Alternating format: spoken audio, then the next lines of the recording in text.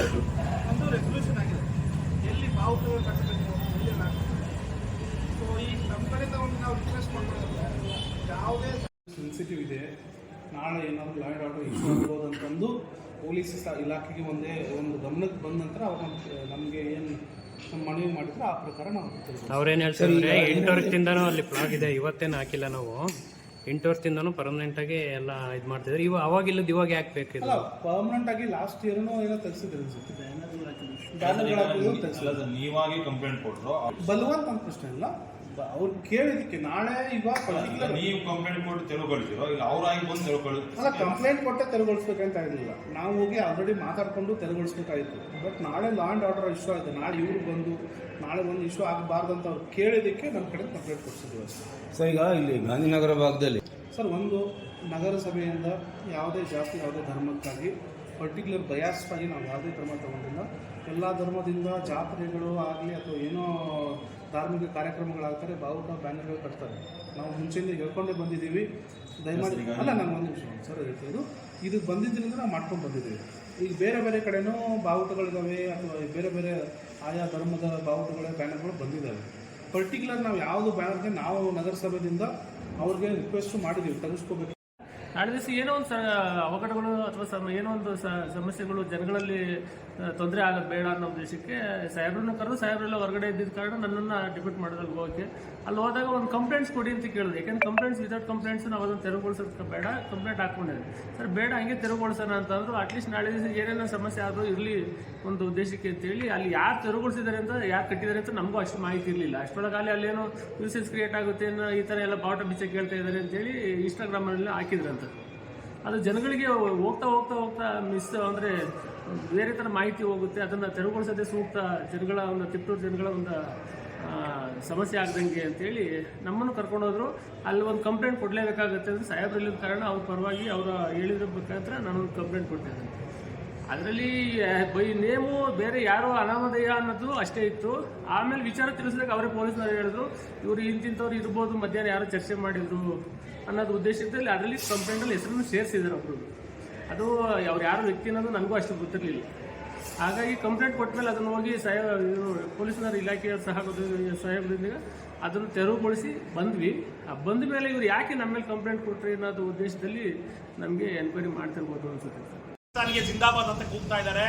ಹಂಗಾಗಿ ಇದನ್ನ ಕೂಗಬಾರ್ದು ಅಂತೇಳಿ ಪ್ರೆಸ್ನವ್ರು ಪಾಪ ಯಾರೋ ಕೇಳಿದಾಗ ನಮ್ಮ ಹಿಂದೂ ಕಾರ್ಯಕರ್ತರು ಯಾರೋ ಒಬ್ರು ಹೋಗಿ ಪ್ರೆಸ್ನವ್ರು ಕೊಟ್ಟಾಗೆ ಅವ್ರನ್ನ ಬೆಳಗ್ಗೆ 11 ಗಂಟೆ ಕರ್ಕೊಂಡ್ಬಂದು ಇದೇ ಪೊಲೀಸ್ನವರು ಅವ್ರನ್ನ ಕೂರಿಸ್ಕೊಂಡು 2 ಗಂಟೆ ನಾವು ಇದೇ ಥರ ಸ್ಟ್ರೈಕ್ ಮಾಡಿ ಆ ಕಾರ್ಯಕರ್ತ ಕರ್ಕೊಂಡ್ಬರೋ ಕೆಲಸ ಆಗ್ತಾ ಇದೆ. ಇದು ಸರ್ಕಾರ ಕೆಲಸ ಮಾಡ್ತಾ ಇದ್ದಾರೋ ಇವರು ಅಥವಾ ಸರ್ಕಾರದ ಅಧೀನದಲ್ಲಿ ಅವ್ರ ಚೇಲಗಳ ಕೆಲಸ ಮಾಡ್ತಾ ಇರೋ ಪೊಲೀಸ್ ಅಧಿಕಾರಿಗಳು ನಮ್ಮಂತೂ ಗೊತ್ತಾಗ್ತಾ ಇಲ್ಲ. ಯಾಕೆಂದ್ರೆ ಇದ್ ಮೇಲೆ ನೋಟಕ್ಕೆ ಕಾಣ್ತಾ ಇಲ್ಲ, ರಿಯಲ್ ಆಗೇ ಕಾಣ್ತಾ ಇದೆ. ಇದು ಇವರೇ ಪೊಲೀಸ್ನವರೇ ಕರೆದು ಅವ್ರ ಮೇಲೆ FIR ಮಾಡಿಸೋಂಥದ್ದು ಮಾಡ್ತಾರೆ. ಹಿಂದೆ ಇದೇ ತರ ಅವ್ರಿಗೂ ಯಾರೋ ಕಂಪ್ಲೇಂಟ್ ಕೊಡ್ತಿದ್ರೆ ಮಸೀದಾಗಿ ಹೋಗಿ ಕರ್ಕೊಂಡ್ಬಂದು FIR ಕೊಡಿಸುವಂತ ಕೆಲಸ ಮಾಡ್ತಾ ಇದ್ದಾರೆ. ಇದು ಯಾಕೆ ಈ ತರ ಕೆಲಸ ಹಿಂದೂಗಳ ಮೇಲೆ ಟಾರ್ಗೆಟ್ ಮಾಡ್ತಾ ಇದ್ದಾರೆ ಪೊಲೀಸ್ ಅಧಿಕಾರಿಗಳು ನಮ್ಮಂತೂ ಅರ್ಥ ಆಗ್ತಾ ಇಲ್ಲ. ನ್ಯಾಯ ಸಿಗೋವರೆಗೂ ನಮ್ಮ ಹೋರಾಟ ಯಾವಾಗಲೂ ಇದೇ ತರ ಇರುತ್ತೆ. ನಾನು ರೌಂಡ್ಸ್ ಹೋದಾಗ ಈ ಸೆನ್ಸಿಟಿವ್ ಮ್ಯಾಟರ್ ಅಂತ ಗೊತ್ತಾಯ್ತು. ನಮ್ದು ಯಾವುದೇ ತರದ ಪರವಾನಗಿ ಇವರು ಪಡೆದಿಲ್ಲ.